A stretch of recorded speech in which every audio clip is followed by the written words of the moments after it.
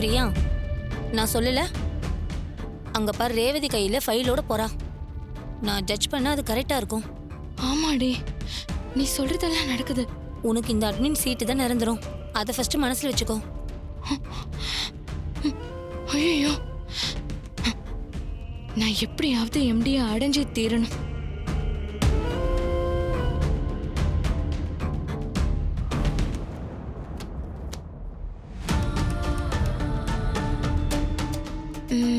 என்ன ரேவதி, எதுக்கு உங்களை எம்டி ரூமுக்கு கூப்பிட்டாரு?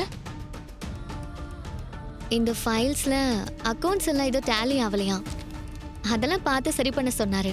ஓ அப்படியா?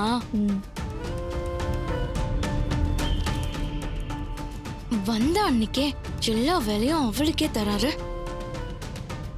அவளுக்கு ஒண்ணுன்னா அப்படி துடிச்சு போறாரு. வேணும்னே கூப்பிட்டு பேசுறாரு. அவரை இவ கொத்திக்கிட்டு போனாலும் போயிடுவா. இல்ல, அவர்கிட்ட இவ இவ்ளோ க்ளோஸா இருக்க கூடாது. இப்ப என்னடி பண்ண போற?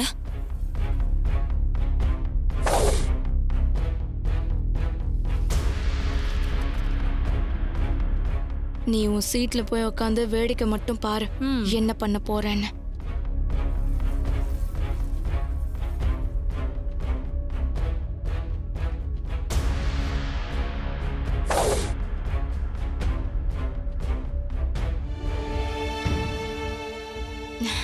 இந்தாங்க.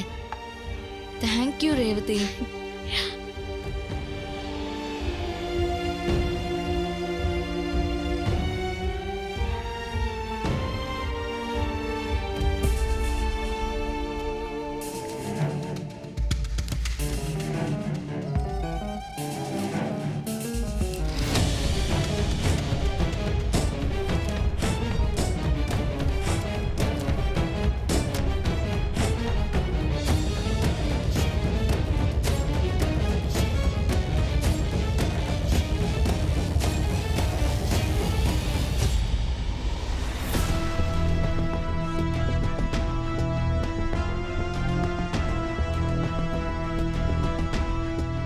என்ன இது, எம்டி பொறுக்கித்தனமா இப்படி ஒரு லெட்டர் எழுதி வச்சிருக்காரு.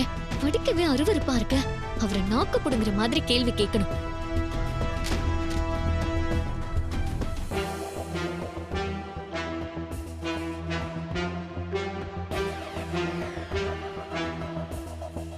பிரியா, நீ எழுதி வச்ச லெட்டர் வேலை செய்யுதுன்னு நினைக்கிறேன். அங்க பாரு ரேவதி கோவமா எம்டி கேபினுக்கு போறா. வேலை செய்யும்னு தெரிஞ்சுதானே எழுதி வச்சேன். என்ன ஆக போகுதுன்னு பாத்துடலாம். உங்கள மாதிரி ஒரு மோசமான ஆளுகிட்ட வேலை செய்யறத நான் வெறுக்கிறேன். இனிமே இந்த கம்பெனில நான் ஒரு நிமிஷம் கூட வேலை செய்ய மாட்டேன். எங்க நில்லுங்க. அவசரப்பட்டு எந்த முடிவும் எடுக்காதீங்க. இதை பத்தி நான் விசாரிக்கிறேன். எழுதினது யாரு நான் கண்டுபிடிக்கிறேன். கொஞ்சம் பொறுமையா இருங்க. நீங்களே எழுதிட்டு நல்லவ மாதிரி நடிக்கிறீங்களா? இது எழுதினது நீங்க தான். அதுல எனக்கு எந்த டவுட்டும் இல்ல. நான் வரேன். Good bye. ஏங்க,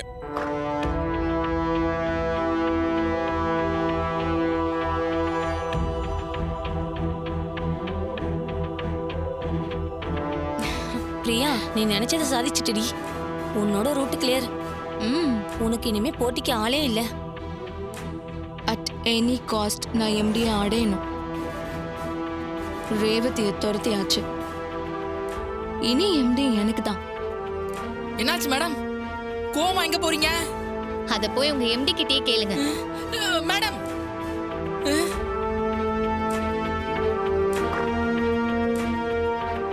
மாப்ள என்னாச்சு மாப்ள? ரேவதி சிஸ்டர் ஏன் கோச்சிட்டு போறாங்க? ஏன் கோச்சிட்டு போறாளா? இப்படி ஒரு லெட்டர் எழுதி கொடுத்தா யாரா இருந்தாலும் கோச்சிட்டு தாண்டா போவாங்க. என்ன மாப்ள சொல்ற?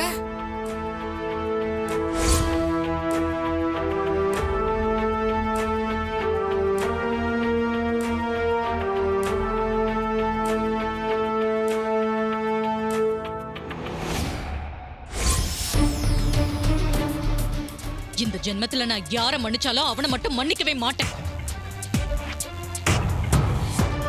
மாப்பிள்ள உண்மையை சொல்லியிருந்தா மட்டும் அவரை ஏத்துட்டு இருப்பியா? அப்போதான் அவரை வீட்டோட துரத்திருப்ப.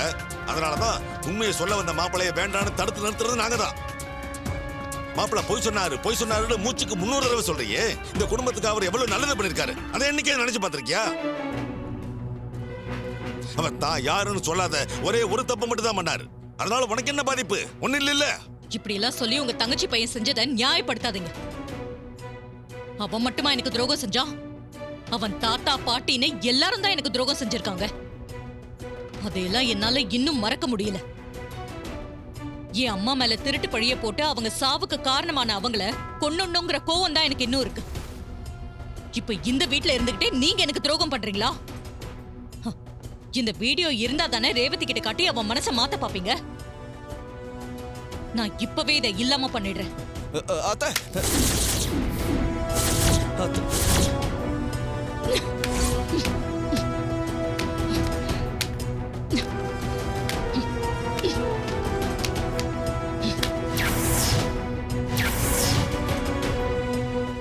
எப்படி மிருகத்தனமா நடந்துக்கிற? நம்ம பொண்ணுக்கு நல்லது நடக்கணுங்கிறதுக்காக அப்படி எல்லாம் செய்யல. உன் பழைய பையன் தீர்த்துக்கிறதுக்காக அப்படி எல்லாம் பண்ற. இதனால பாதிக்கப்பட போறது யாரு தெரியுமா? நாம பெத்த பொண்ணு. அத மறந்துடாத. நான் அவளை பெத்தவன். அவளுக்கு எது நல்லது எது கெட்டதுன்னு எனக்கு தெரியும். என்ன மீறி யாராவது ரேவதி கிட்ட உண்மையை சொல்லணும்னு நினைச்சா அப்புறம் என்னோட இன்னொரு முகத்தை நீங்க பார்க்க வேண்டியதா இருக்கும். ஜாக்கிரதை. அத்தை, ரேவதி பாவத்தை அவளுக்கு பழசெல்லாம் ஞாபகம் இல்லாதப்போ இப்போ இப்படி ஒரு கல்யாணம் தேவையா? இதனால அவ வாழ்க்கை இன்னும் சிக்கலாதாகும். அதனால ரேவதிக்கு இன்னும் கூட மனசளவுல பாதிப்பு ஏற்படலாம் அத்தை. அதனால தயவு செஞ்சு இந்த கல்யாண எண்ணத்தை அப்படியே விட்டுருங்க அத்தை. என்ன மாப்ள, நீங்கெல்லாம் எனக்கு புத்தி சொல்ற அளவுக்கு வந்துட்டீங்களா? மாமா, நீங்களும் கோச்சிட்டு போயிட்டா அவங்கள யார் மாமா கண்ட்ரோல் பண்றது?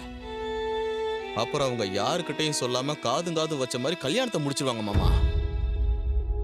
மாமா, இது உங்க கோவத்தை காட்டுற நேரம் இல்ல. நம்ம ரேவதிக்காக தயவு செய்து நீங்க இங்க இருந்துதான் மாமா ஆகணும்.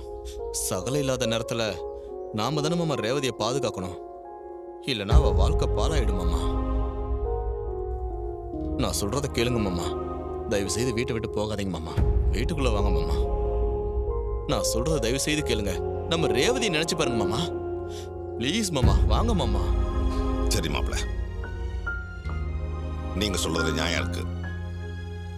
நானும் வீட்டை விட்டு போயிட்டா அவ தறிக்கிட்டு ஆட ஆரம்பிச்சிருவா. வாங்க.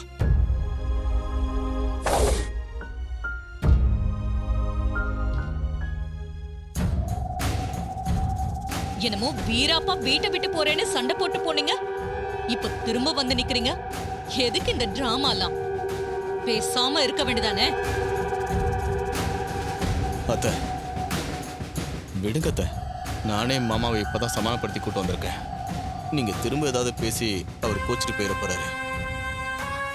ப்ளீஸ் அத்தை. மாமா, உள்ள போங்க மாமா.